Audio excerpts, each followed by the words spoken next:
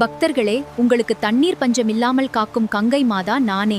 நான் பூமிக்கு எப்படி வந்தேன் யாவர்க்கும் உரைப்போம் பதிவில் தெரிந்து கொள்ளுங்கள். கங்காதேவி, எனக்கு காட்சி கொடுங்கள். நான் பகீரதன், உங்களை தேடி வந்துள்ளேன்.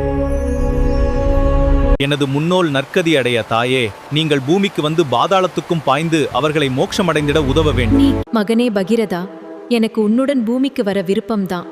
ஆனால் நான் விண்ணிலிருந்து பூமிக்கு வரும் வேகத்தை பூமாதேவியால் தாங்க முடியாது. நான் வரும் வேகத்தை என்னால் குறைக்கவும் இயலாது.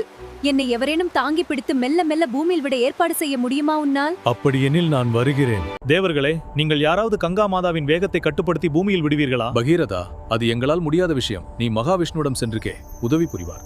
அரசே, கங்கையின் வேகத்தை கட்டுப்படுத்தக்கூடியவர் சிவபெருமான் தான். அதனால் நீ ஈசனிடம் கேள், உதவி செய்வார். ஓம் நம சிவாய, ஓம் நம சிவாய, ஹர ஹர சம்போ மகாதேவா. பகீரதா, உன் தவம் குறித்து மகிழ்ச்சி அடைந்தோம். உன் முன்னோர்களை கடைத்தேற்ற கங்கையை பூமிக்கும் பின்னர் பாதாளத்துக்கும் அழைத்து வர நான் உதவுகிறேன். தாயே கங்காதேவி, நீங்கள் தாராளமாக பூமிக்கு வரலாம். உங்களுக்கு உதவுவதற்காக சதாசிவமே வருகிறார். இதோ நான் வருகிறேன் பகீரதா என்று வேகமாக பூமியை நோக்கி பாய்கிறாள் கங்கை. ஆஹா, நம் வேகம் என்ன? இந்த சடாபாரத்தின் பலம் என்ன? என் ஆற்றலையும் வேகத்தையும் இந்த சிவனால் தாங்க இயலுமா? கங்கையே, உனக்கு இவ்ளோ ஆணவமா?